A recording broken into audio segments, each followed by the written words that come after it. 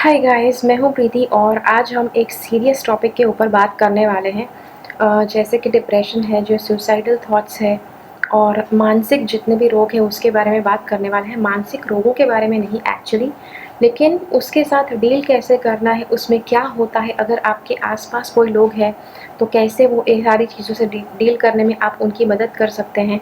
तो ये सब के बारे में हम आज बात करने वाले हैं और कोशिश कीजिए ये वीडियो थोड़ा लंबा होगा और इसीलिए आई जस्ट वांटेड कि सारी चीज़ें जो है आपको बताना चाहती हूँ, सारी बातें मैं आपको इस वीडियो में बताऊँ और इसीलिए ये वीडियो थोड़ा-सा लंबा हो जाएगा और मैं आपसे कहना चाहती हूँ कि ये वीडियो पूरा का पूरा देखें। थोड़ा-सा देखेंगे तो शायद आपके लिए नुकसानकारक हो सकता है। जैसे हम मानते हैं कि थोड़ा-सा ज्ञान डेंजरस हो सकता है, little knowledge can be dangerous, right?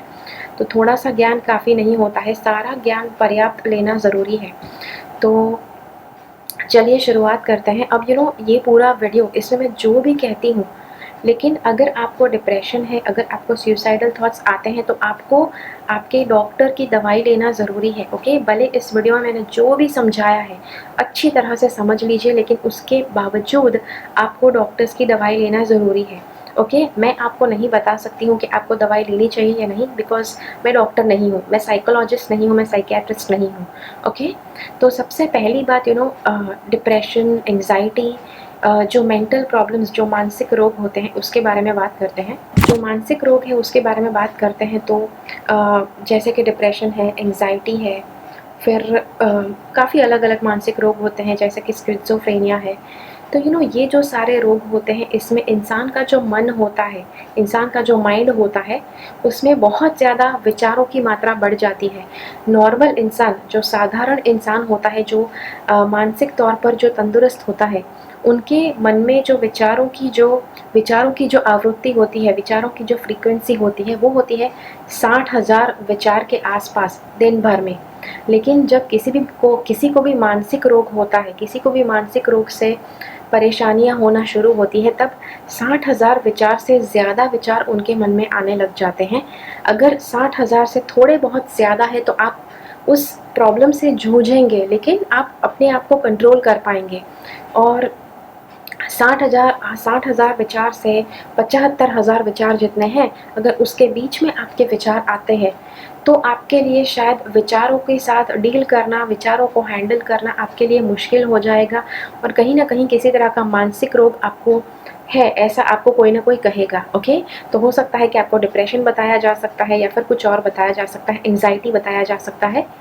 और अगर 75,000 या 80,000 से ऊपर अगर आपके विचार हैं, अगर विचारों की आवृत्ति है, तो शायद आपको बिल्कुल अपने आप से आप उसे हैंडल नहीं कर पाएँगे। आपको डॉक्टर और दवाइयों की ज़रूरत पड़ेगी ही पड़ेगी, ओके? अब यहाँ पर आपको मुझे काफ़ी ज़्यादा बातें बतानी है इंसान के मन के बारे में। इंसान का माइंड ऐसा होता है कि यूजुअली हम पॉज़िटिव भी सोचते हैं, नेगेटिव भी सोचते हैं, लेकिन जब आपके साथ कुछ ऐसा होने लग जाए कि बहुत ज़्यादा नेगेटिव थॉट्स एक साथ आने लग जाएँ, इसके होने की भी एक वजह है कि जो हम बाद में देखेंगे, लेकिन पहले हम ये सारी बातें जानते हैं कि अगर आपके मन में बहुत ज़्यादा नेगेटिव थॉट्स आने लग जाएँ, तो आपके कंट्रोल के बाहर हो सकता है आपके जो मन में विचार आते हैं, वो शायद आपके कंट्रोल के बाहर जा सकते हैं और आपको खुद को नहीं पता हो सकता है कि कैसे उन विचारों के साथ डील करना है। अब डेफ़िनेटली ये जो वीडियो मैं बना रही हूँ, अभी कुछ दिनों पहले हमारे बहुत अच्छे एक्टर थे सुशांत सिंह राजपूत, और उससे पहले कुछ बहुत ज़्यादा और एक्टर्स थे, प्रत्यूषा बैनर्जी थे, उन्होंने भी शायद सुसाइड ही किया था, कुशल पंजाबी, उन्होंने भी सुसाइड ही किया था। तो इस वजह से मुझे लगा कि मुझे ये वीडियो बनाना चाहिए, बिकॉज़ बहुत ज़्यादा लोगों के बारे में अलग-अलग बातें लोग करते हैं, बहुत ज़्यादा अलग-अलग बातें लोग सोचते हैं जब ऐसा कुछ होता है, तो यार ऐसा क्यों हुआ? और इसीलिए ये वीडियो मैं आपके साथ शेयर कर रही हूँ। तो कोशिश कीजिए कि आप इस पूरे वीडियो को समझने की कोशिश करें, वो परिस्थिति को समझने की कोशिश करें, ओके? एंड मतलब किसी भी एक्टर ने अगर ऐसा कुछ किया है तो प्लीज़ उनको जज मत कीजिए कि भाई ये इन्होंने क्या कर दिया, ऐसे तो पता नहीं इन्होंने क्या सिखाया था और देखो ये क्या कर बैठे। Please don't think that. देखो मतलब डिप्रेशन इतना, अगर मेजर डिप्रेशन की बात करें, मेजर डिप्रेशन के जो क्लिनिकल डिप्रेशन जिसे कहते हैं, अब नॉर्मल मैंने ऐसे काफ़ी ज़्यादा लोगों को देखा है कि जो कहते हैं कि हाँ वो डिप्रेशन में थे, तो इनको किसी डॉक्टर ने नहीं बताया है कि वो डिप्रेशन में थे, उन्होंने अपने आप समझ लिया कि वो डिप्रेशन में थे। जब कोई इंसान कुछ उदास रहता है लंबे समय तक, तो शायद वो अपने आप को हो सकता है कि वो अपने आप को लेबल दे दे कि वो डिप्रेशन में है। लेकिन अगर जब कोई डॉक्टर आपको बता दे कि आपको डिप्रेशन है, आपको एंग्जाइटी है, तब आपको बहुत ज़्यादा सावधानी बरतनी है, बिकॉज़ वो एक्चुअल डिप्रेशन है। ओके, जो कुछ दिनों के लिए आपने डिप्रेशन फील किया और फिर वो ठीक हो गया, that is actually not depression. वो बस थोड़े दिनों की उदासी कहते हैं। Okay, it is not actual depression.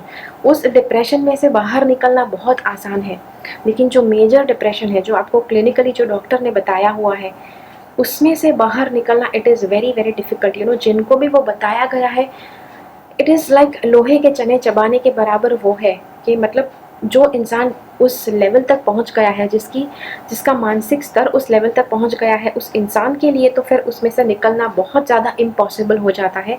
और इसीलिए डॉक्टर ही आपकी मदद कर पाएंगे, साइकोलॉजिस्ट या साइकियाट्रिस्ट। ओके, वो आपकी मदद कर पाएंगे। और ये भी मैं कहती हूँ कि अच्छा साइकोलॉजिस्ट और अच्छे साइकियाट्रिस्ट को दिखाओ। ओके, जिसके बारे में काफ़ी ज़्यादा लोग अच्छी अच्छी बातें करते हैं, उनको दिखाओ। तो या और एक और बात आपको बताऊं कि जिसको सुसाइडल थॉट्स आते हैं, यूजुअली लोग कहते हैं कि अरे यार क्या सुसाइडल थॉट्स आए, और मतलब ऐसा ऐसा तो कैसा उन्होंने किया। जिसको मतलब सुसाइडल थॉट्स आते हैं, अगर मेजर डिप्रेशन का केस है, तो उनको कोई शक्ति उनको सुसाइड करने को बोल रही है, ऐसा उनको महसूस होता है। ओके, ना एक्चुअल में ऐसा कुछ भी नहीं होता है, बिकॉज मेंटल जो थॉट्स होते हैं, माइंड के थॉट्स कुछ इतने ज़्यादा प्रबल हो जाते हैं कि वो थॉट्स ही उसको ऐसा बताते हैं। ओके, लेकिन जो इंसान को ऐसे थॉट्स आते हैं, वो तो डेफिनेटली नहीं उसको वो संभाल नहीं पाएगा, वो समझ नहीं पाएगा कि क्यों ऐसे विचार आ रहे हैं। तो अगर आपको आते हैं तो डेफिनेटली डॉक्टर को जाकर देखिए, अपने फैमिली के मेम्बर्स को बताइए, अपने दोस्तों को बताइए अगर ऐसे विचार आते हैं तो। बिकॉज एक बहुत इंटरेस्टिंग साइंटिफिक स्टडी किया गया था कि 98% लोग, मतलब कि 98% लोग जो हैं, कभी ना कभी ज़िंदगी में उनको डिप्रेशन का थॉट आया ही होता है। नॉट डिप्रेशन का थॉट, सुसाइड का थॉट आया ही होता है। बिकॉज अभी वर्तमान काल में ऐसी परिस्थिति आ गई है कि इंसान बहुत ज़्यादा बंधा हुआ रहता है, बहुत ज़्यादा पाबंदियों से घिरा हुआ है, बहुत ज़्यादा ऐसी लाइफस्टाइल उसको अपनानी पड़ती है कि जो गलत है, ऐसे काम उसको शायद करने पड़ते हैं कि जो उसके ज़मीर को लगता है कि गलत है, लेकिन फिर भी उसको करने पड़ते हैं। तो या उसके बारे में हम बात करेंगे। अब किसी भी इंसान ने, किसी भी एक्टर ने सुसाइड किया, उसको ध्यान में रखकर मैं नहीं बोल रही हूँ। ओके, ये मैं ऐसे ही normal, it is about this topic. Don't think कि मैं किसी भी एक्टर की मौत को या किसी और की मौत के ऊपर मैं क्रिटिसिज्म का ये पूरा वीडियो बना रही हूँ। It is not that. जो चले गए, शायद उनका सही टाइम था चला जाने का, इसीलिए वो गए। लेकिन यहाँ पर हम समझने वाले हैं कि ऐसे विचार क्यों आते हैं और कैसे आप ऐसे विचारों से मुक्ति पा सकते हैं। और इसीलिए ये सारे जो टॉपिक है, सारे जो पॉइंट्स हैं, मुझे डिस्कस करना ज़रूरी है आपके साथ। ओके, उसके साथ अब क्लिनिकल डिप्रेशन और नॉर्मल डिप्रेशन का आपको मैंने डिफरेंस तो बता दिया।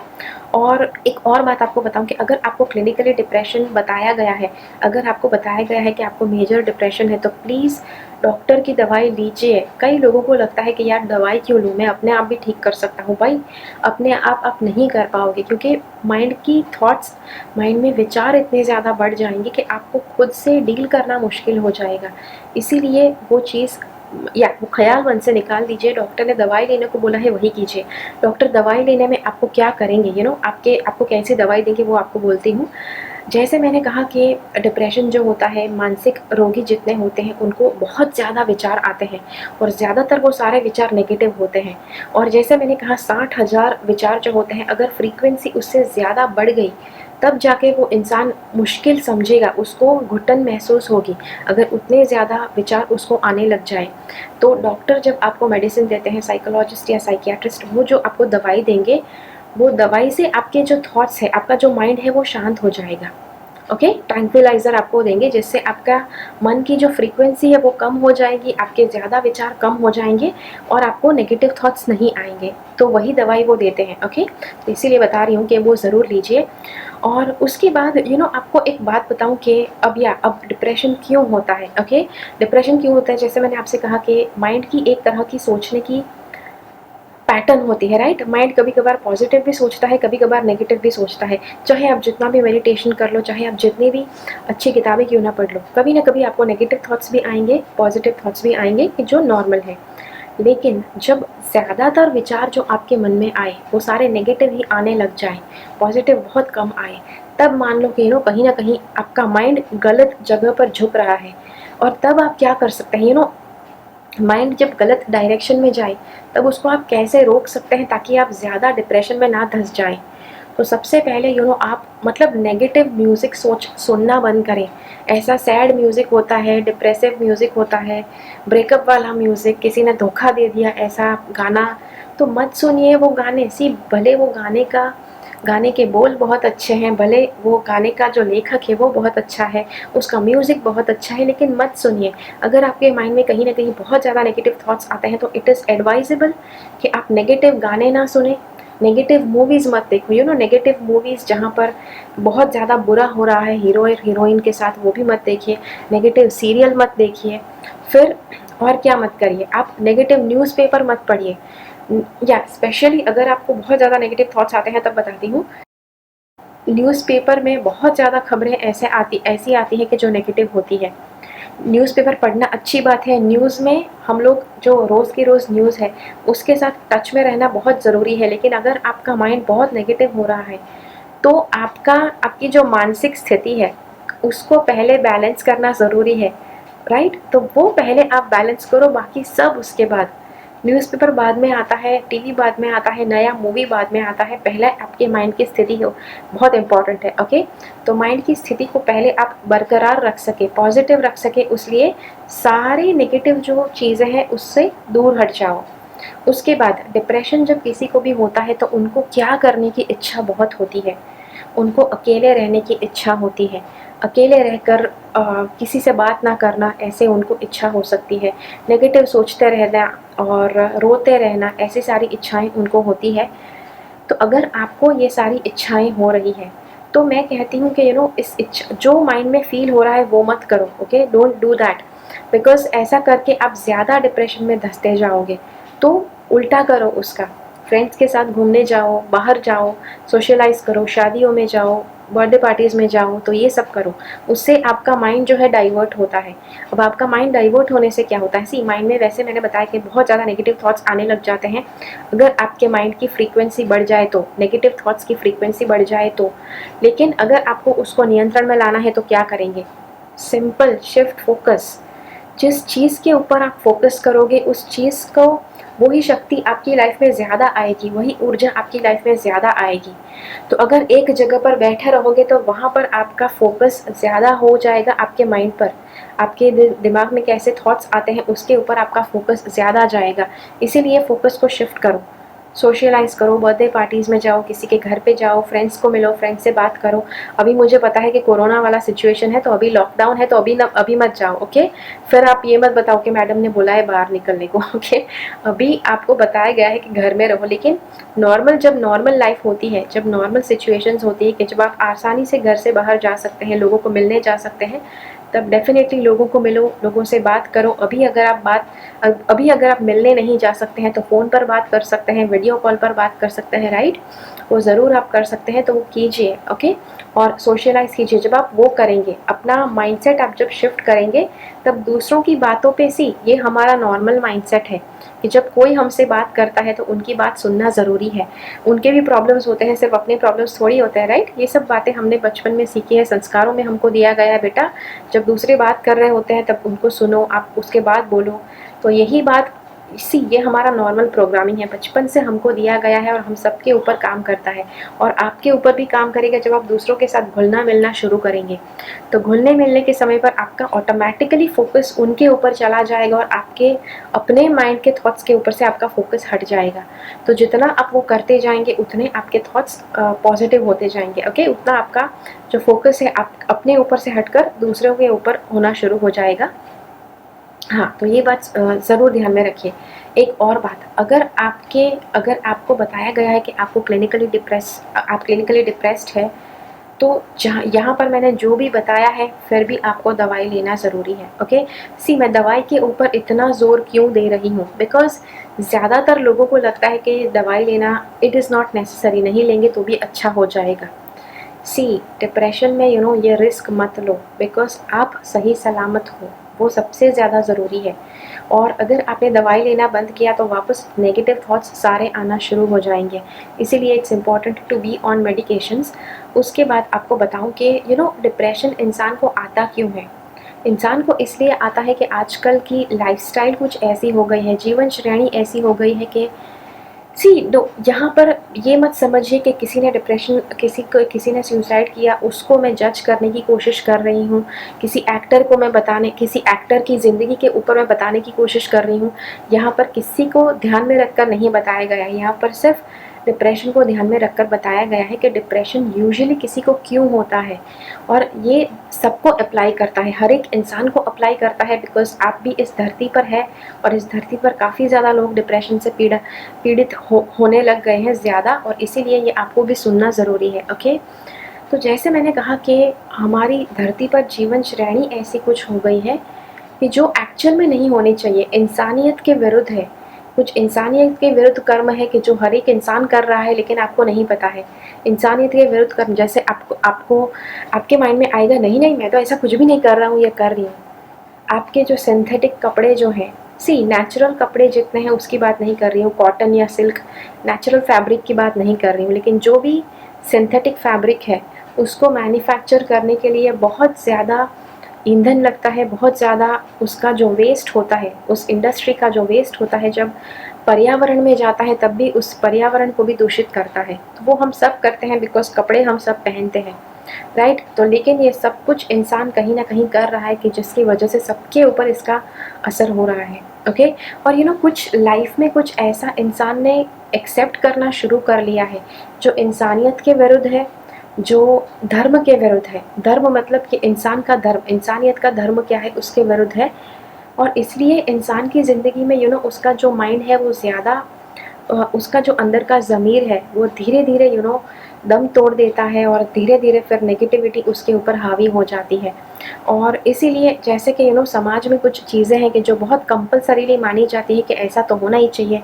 जैसे कोई लड़की है तो 25 साल की लड़की हो गई तो उसकी तो शादी हो ही जानी चाहिए, राइट। लड़की है 25, 26, 27, 28 की जब लड़की हो जाए तब तक तो पेरेंट्स कुछ नहीं बोलेंगे, लेकिन उसके बाद उसको हैमरिंग शुरू हो जाएगा। मुझे पता है कि मैं इंडिया में हूँ और इंडिया की ही बात कर रही हूँ। काफ़ी ज़्यादा डेवलपिंग कंट्रीज़ हैं इंडिया के आसपास, वहाँ पर भी यही हाल हो सकता है।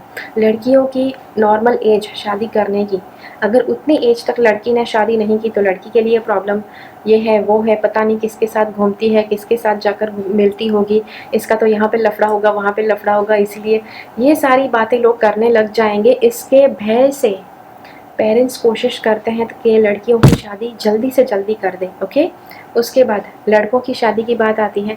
30 साल का हो जाए, 28-30 साल का हो जाए तब तक तो कोई बात नहीं, लेकिन उसके बाद लड़कों को भी हैमरिंग होना शुरू हो जाता है, राइट। कि इसने अभी तक शादी क्यों नहीं की, इसको कोई अच्छा लगता है क्या, क्या ये गलत संगत में है, क्या इसको गलत आदत पड़ गई है, क्या इसमें कोई खामी है कि ये लड़की की तरफ इसका ध्यान नहीं जाता।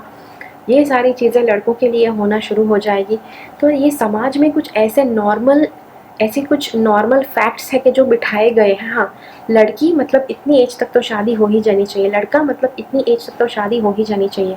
और जब वो टाइम निकल जाता है तब जाकर फैमिली, रिलेटिव्स, सोसाइटी सब लोग हैमरिंग करना शुरू करते हैं, शादी कब करोगे, शादी कब करोगे। एंड ये मुझे पता है बिकॉज इंडिया में है, इसलिए भली बात ही हम लोग सब ये जानते हैं। प्लस मैं टैरो रीडर हूँ तो काफ़ी ज़्यादा लोग मुझे आकर ये सारी बातें बताते हैं कि प्रीति हमारे साथ ये होता है, पता नहीं क्या करें।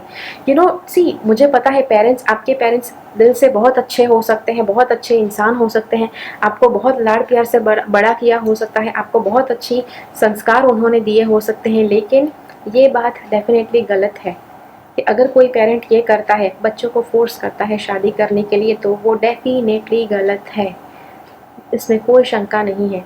ओके, और इसके लिए आपको एक बात कहूँ कि हर एक इंसान के लिए शादी करने की कोई उम्र फ़िक्स नहीं होती है। कोई इंसान को जल्दी शादी करना होता है, कुछ इंसान को देर से शादी करना होता है।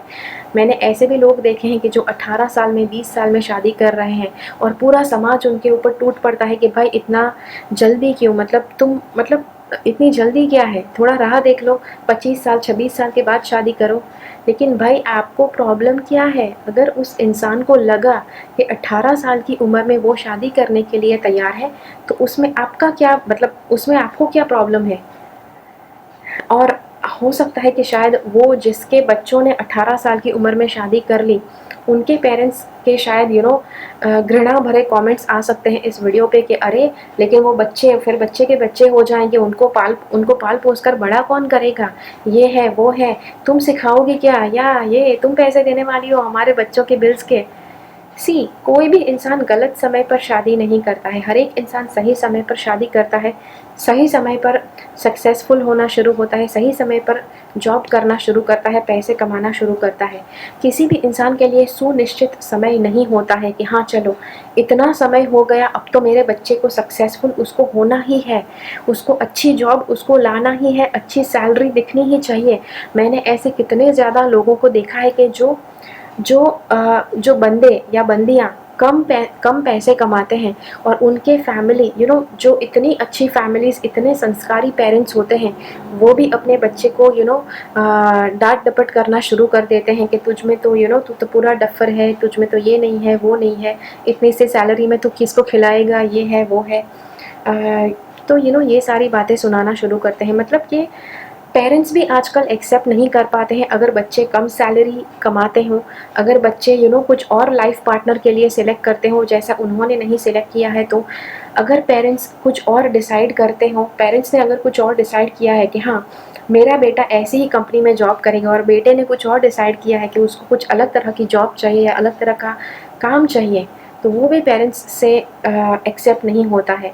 आई मीन पेरेंट्स होकर आपकी ज़िम्मेदारी कितनी है? पेरेंट्स होकर आपकी ज़िम्मेदारी ये है कि आपका बच्चा बड़ा हो जाए, आपका बच्चा अच्छे संस्कार सीखे, ताकि इस दुनिया में जब वो जाए तब कोई भी लोग उसके बुरे संस्कारों की वजह से उसकी ज़िंदगी के ऊपर हावी ना हो जाए, उसकी ज़िंदगी के लिए खतरा ना बन जाए। पेरेंट्स को ये भी ध्यान में रखना है कि बच्चे को जब बड़ा कर रहे हैं, तो उसको वो कैसे हेल्दी रह सके, अच्छा हेल्दी खाना खाए, अच्छी हेल्दी लाइफ़स्टाइल अपनाए, वो पेरेंट्स को देखना है। उसके सिवा आप पेरेंट्स की और कोई देखने की ज़िम्मेदारी होती ही नहीं है। I don't know how parents interfere. मुझे पता है काफ़ी पेरेंट्स हैं कि जो यहाँ पर मुझसे रुष्ट होने वाले हैं कि प्रीति तू होती कौन है? हमारे बच्चों की लाइफ़ के लिए हमसे बेहतर कौन सोच सकता है? आपसे बेहतर आपके बच्चे सोच सकते हैं उनकी खुद की लाइफ़ के लिए। उनको कब अपनी लाइफ़ में सही जॉब लेना है, कब उनको सही लाइफ़ पार्टनर लेना है, कब कितनी उनको मेहनत करनी है, कितनी सैलरी उनको कमानी है, उनको डिसाइड करने दीजिए उनको किस तरह की लाइफ़स्टाइल जीनी है, किस तरह का जॉब उनको चाहिए, बिज़नेस करना है या जॉब, वो भी उनका डिसीजन है। आपको कोई हक नहीं पड़ता है कि आप अपने बच्चों को बताएं कि भाई तुझे बिज़नेस नहीं जॉब ही करना है। मुझे ये भी पता है कि काफ़ी पेरेंट्स अपने बच्चों को इस बात के लिए भी परेशान करते हैं कि नहीं नहीं तेरा जो बिज़नेस है बिल्कुल फ्लॉप हो जाएगा और तू मेरी बात ध्यान में रख, तुझे जॉब ही करना पड़ेगा और वो भी वो जॉब कि जो मैं तुझे बताता हूँ, तू अपने हिसाब से कुछ नहीं कर पाएगा। मुझे ये बात समझ में नहीं आती कि पेरेंट्स अपने आप को समझते क्या है। पेरेंट्स अपने आप को समझते क्या हैं जब वो अपने बच्चे के लिए पूरे डिसीजंस सब खुद लेना चाहते हैं। अगर बच्चा फेल होता है होने दो, अगर बच्चा लाइफ पार्टनर नहीं चुनता है सही उम्र पे, करने दो, जो करता है करने दो। आपको कोई हक नहीं है। आपने एक नया इंसान पैदा किया है दुनिया में और आपका सिर्फ उतना हक है कि वो इंसान इंसानियत सीखे। उसके अलावा आपके पास और कोई हक नहीं है। वो कैसी जॉब करता है, वो कैसे लाइफ पार्टनर सिलेक्ट करता है, you are not supposed to interfere in that. और हाँ, हर एक पेरेंट की एक ज़िम्मेदारी, हर एक पेरेंट को लगता है कि उनको लगता है कि बच्चा अच्छा लाइफ पार्टनर ढूंढे ताकि दोनों मिलकर अच्छी हेल्दी लाइफस्टाइल फॉलो करें। ऐसा अगर आपके ध्यान में है तो अच्छी बात है, लेकिन वो बचपन से जब आपने बच्चे को बड़ा किया है तो वो संस्कारों में वो सब कुछ आ जाएगा। बड़ा होने के बाद आपको उसके ऊपर हावी नहीं होना पड़ेगा कि भाई देखते रहो कि वो सही पार्टनर चुनता है कि नहीं, या अगर गलत इंसान के चंगल में फंस गया तो आप पता नहीं आप कुछ करके उसको हटाने की कोशिश करते हो। मैंने ऐसे भी पेरेंट्स देखे हैं लड़के ने लड़की ऑलरेडी पसंद कर ली है लेकिन पेरेंट्स को लड़की पसंद नहीं है, या फिर लड़की ने लड़का पसंद कर लिया है लेकिन पेरेंट्स को पसंद नहीं है, और पेरेंट्स पता नहीं मतलब ऑफेंड करते रहते हैं। फिर अलग अलग तरह से मतलब रचनाएं रचते रहते हैं कि लड़के वाले को कुछ गलत न्यूज़ पहुंच जाए, ऐसे कोशिश करते हैं लड़की वाले को कुछ गलत न्यूज़ पहुंच जाए ताकि दोनों एक दूसरे से डिस्कनेक्ट हो जाए ऐसे।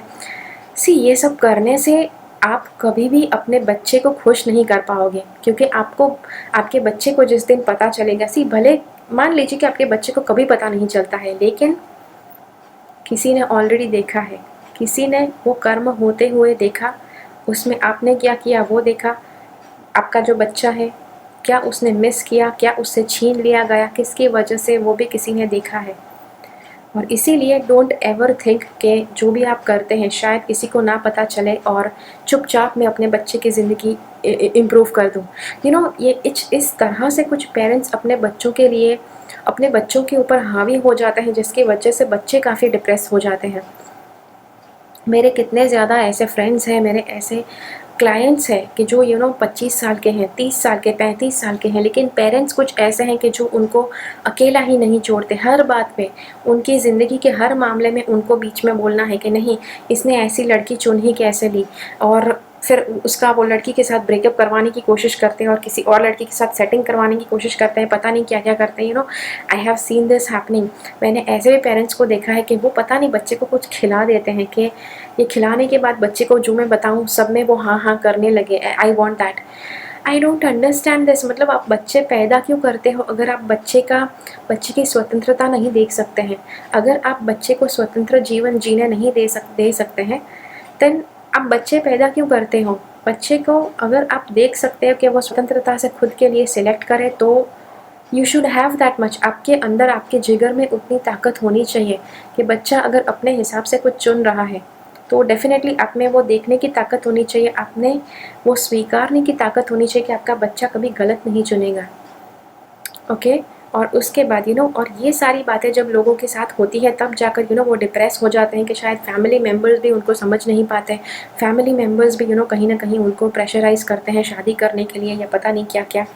और ध्यान रखिए, वापस बता रही हूँ, किसी भी एक्टर को ध्यान में लेकर, किसी भी दूसरे इंसान को ध्यान में लेकर ये वीडियो नहीं बनाया गया है।